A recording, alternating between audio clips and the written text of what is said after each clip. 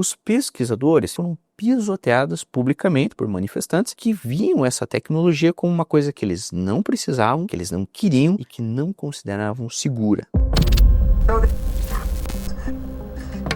Com o cruzamento de plantas e animais, nossos ancestrais perceberam que poderiam aumentar a quantidade de alimentos que eles produziam. Os anos se passaram e chegamos na genética moderna, que permitiu que a ciência fizesse muito mais, realizar alterações precisas e direcionadas no DNA de organismos, o que nos levou então a novos animais e culturas mais produtivas e resistentes a doenças. Inclusive, alimentos geneticamente editados já estão nas prateleiras do Japão, como tomates ricos em substâncias químicas que supostamente promovem a calma, ou peixes que crescem mais rápido ou têm a carne mais saborosa. Nos Estados Unidos, empresas estão desenvolvendo rebanhos resistentes ao calor, cereja sem caroço e amora sem sementes. E, inclusive, também já está em discussão que a edição genética poderia ajudar no combate às mudanças climáticas por meio de diminuição nas emissões do metano, que é produzido por vaquinhas, cabras e cervos quando seus estômagos estão decompondo fibras duras como a grama. Ou seja, é a promessa de milagres e, obviamente, com essas promessas vem as críticas. E elas estão relacionadas principalmente com as implicações para o bem-estar animal. Mas calma lá, antes da gente entrar nesse vespeiro,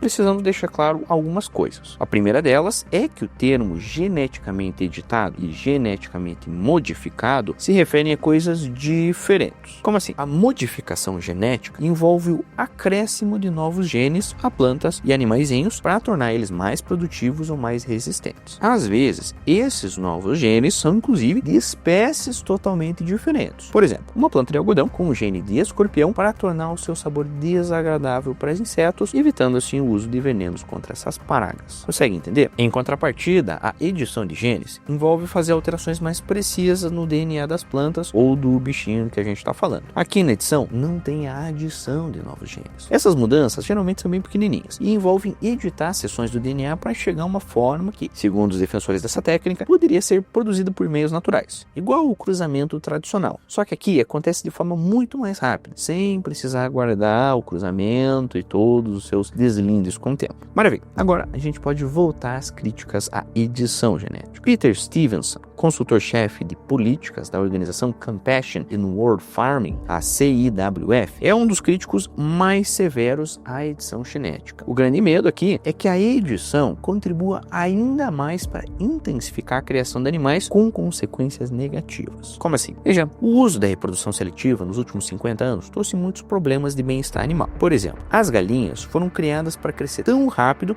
que as suas perninhas e coração não aguentam, não conseguem sustentar de forma adequada o corpo em rápido desenvolvimento. Como resultado, milhões de animais estão sofrendo de distúrbios dolorosos nas pernas, enquanto outros sucumbem a doenças cardíacas. E aí fica a questão: será que a gente realmente quer acelerar esse processo com a edição de genes? O grande receio, então, é que a edição genética de animais, para tornar eles mais resistentes à doença, faça com que o setor agropecuário não se sinta motivado a lidar com as condições que levam os bichinhos a adoecer, como condições de superlotação, insalubridade. Se você já viu uma granja, pode ser na forma de um vídeo, ou se você já viu pessoalmente uma granja daquelas industriais, galpões bem grandes, que produzem muita galinha. Então, se você já viu isso, você viu que o cenário é muito parecido com o de um campo de concentração. Mas, do outro lado, o uso da edição genética pode nos ajudar a desenvolver animais resistentes a, por exemplo, a gripe aviária. No nosso contexto, com a gripe aviária atingindo fortemente os Estados Unidos e o Brasil, isso soa muito interessante. Como você sabe, o animal que contrai gripe aviária, ele não é curado e depois colocado no mercado. Esse bichinho vai ser sacrificado e normalmente a quarentena exige que todos os animais à volta sejam sacrificados, mesmo que não tenham contraído o vírus. Tudo isso para minorar qualquer risco de manutenção da doença, principalmente se espalhar por outras granjas. Outro exemplo muito interessante de como a gente pode usar a edição genética é permitir que a indústria de produção de ovos gere somente pintinhos fêmeas, para evitar a necessidade de matar bilhões de pintinhos machos todos os anos, quando eles têm só um dia de vida. Então, analisando sobre esse outro aspecto, parece que tem um espaço para um consenso em relação a algumas aplicações éticas dessa tecnologia. Para isso, segundo Stevenson, da CIWF, seria necessário pelo menos atender a 3 critérios. motivos. Primeiro, que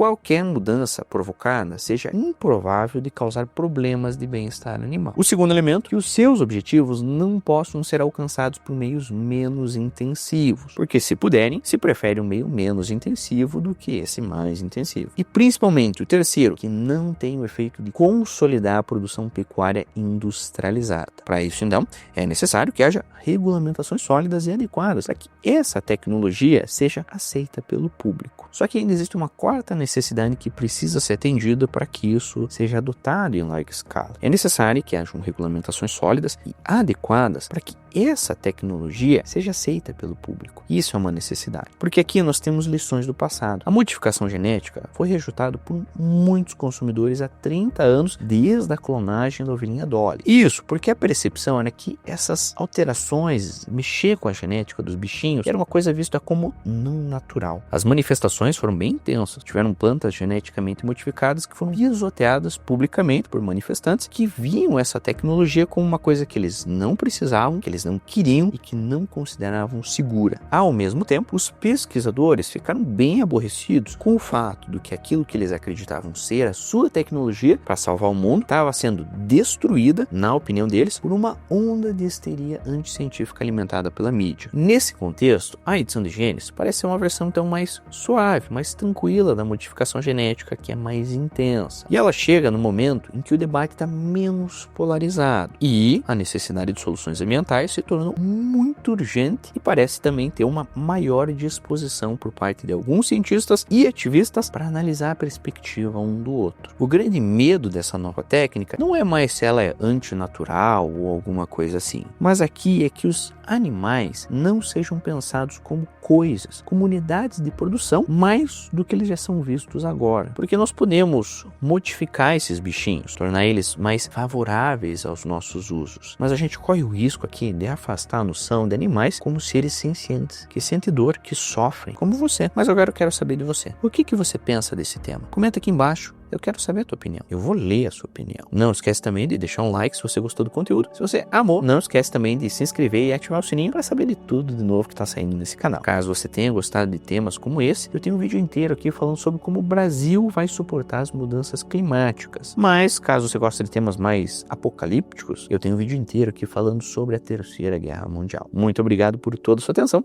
Eu te espero no próximo vídeo. Tchau, tchau.